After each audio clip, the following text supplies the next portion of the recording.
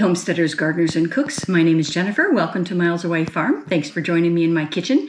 Today we are making a crabapple jelly with a twist. We are going to add some red pepper flakes to this crabapple jelly so that it's a nice mix of sweet and appley, but also with a little bit of a bite.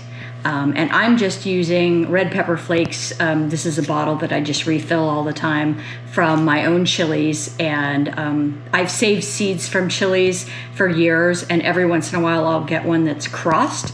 And rather than just throwing out the crossed peppers, I often save them and dry them and use them for my own purposes. And so this is a cross of Aleppo pepper, which I grow and sell on my online store, and probably an Anaheim. So it's fairly mild. It's not super hot, but it was perfect for adding to this jelly.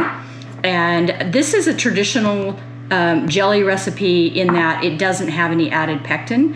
Apples have a ton of natural pectin in them, and they don't generally need added pectin when you make the jam, but this means it's an old-fashioned jam, which means you need to use all of those tricks of when does it reach gel point, and you can do that by temperature, you can do that by the texture that it is at. It's a little bit tricky, and so if you've ever made old-fashioned jam where it's just fruit and sugar and usually some acid, a little bit of lemon juice, and had it not gel or not set, that's probably partly why. Is it's just tricky. It's and most of the jams that I make, I use a low sugar pectin so that one, so that I can add less sugar, and two, because I don't want to fuss around with trying to figure out if I'm at gel point or not. But this is the old-fashioned way, and so if you're interested in old-fashioned jam making, this is how you do it. This is a good example, and apple is fairly foolproof because it has a ton of natural pectin in it. So let's get started. So I picked these crab apples several weeks ago, and they had been stashed in my walk-in cooler.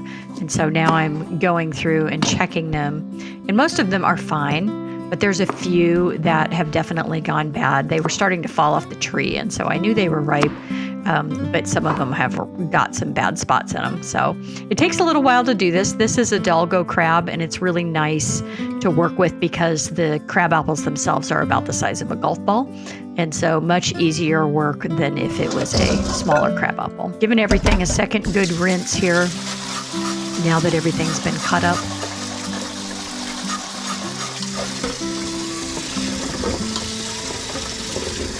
And then into a pot it goes with a cup of water per pound of apples. We're going to get that on a low simmer and simmer that for 30 minutes or so. And it took a while for this to come up to heat.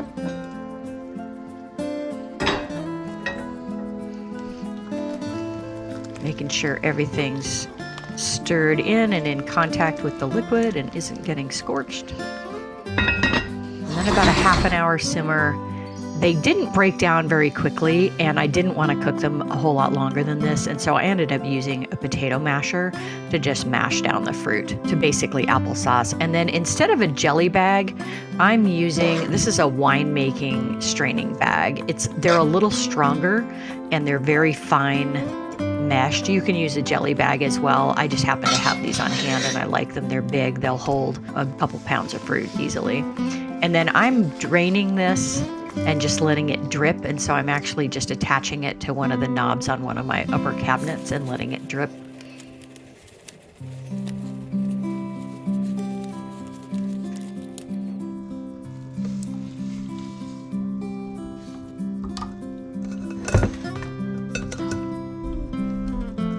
And I let this drip for probably a half an hour or so until no more liquid was coming out. And then once it stopped dripping, I went ahead and squeezed the bag. They will tell you not to squeeze the bag because it makes your jelly more cloudy.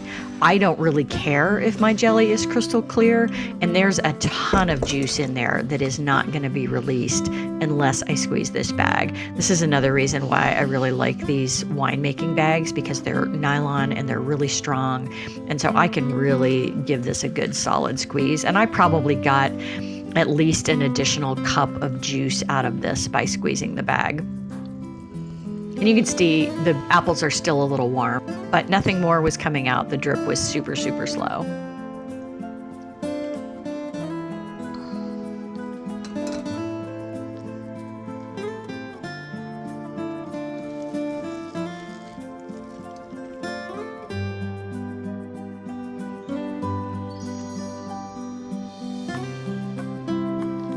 Now that that's done, I've got about 2.5 cups of liquid.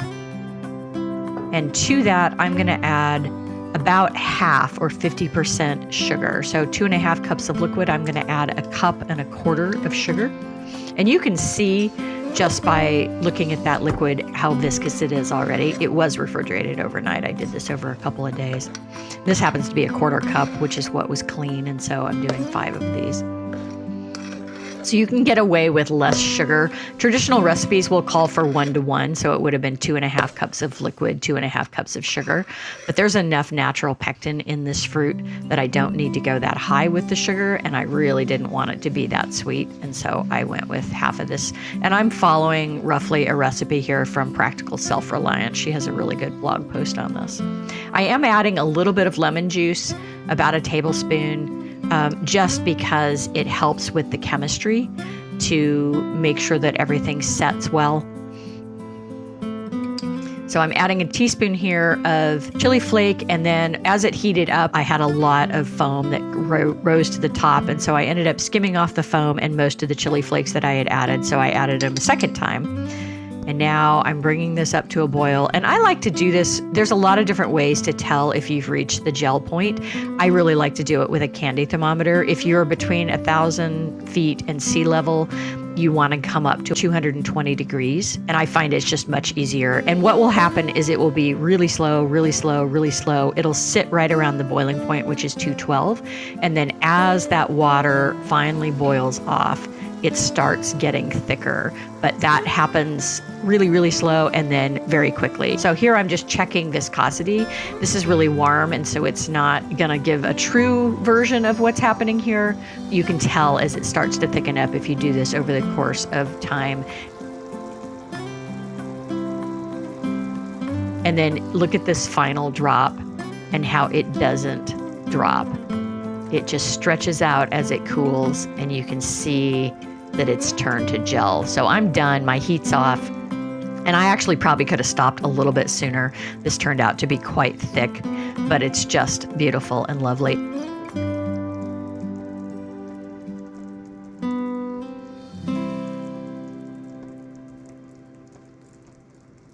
And I'm using these little 4-ounce mason jars. They're 1/4 pint, I guess is what they call them, but 4 ounces, just because I'm going to give these for Christmas gifts. And it was something I also had on hand. I don't have a lot of regular jelly jars left. And then I have one that's a partial that is the one we're going to use for taste testing. So this didn't make a ton. 2.5 cups of juice plus the sugar, I ended up with about 16 ounces, a little over that, but that's just fine. It's going to make a lovely Christmas gift. And next year I'll have a lot more crab apples. That crab apple is pretty young.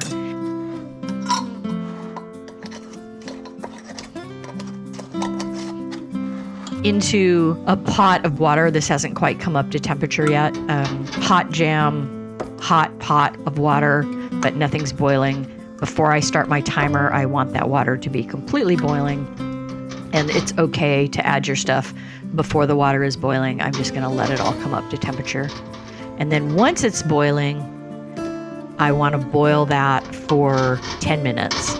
The recipe that you'll find for crabapple jelly, they're going to be for 8-ounce jars rather than 4-ounce jars. Anytime you're reducing your jar size and you don't have a time for that, just go with the size larger. And 10 minutes is minimum for any canned product in order to sterilize the lids. Out of the canner they come, and the seals were already starting to pop.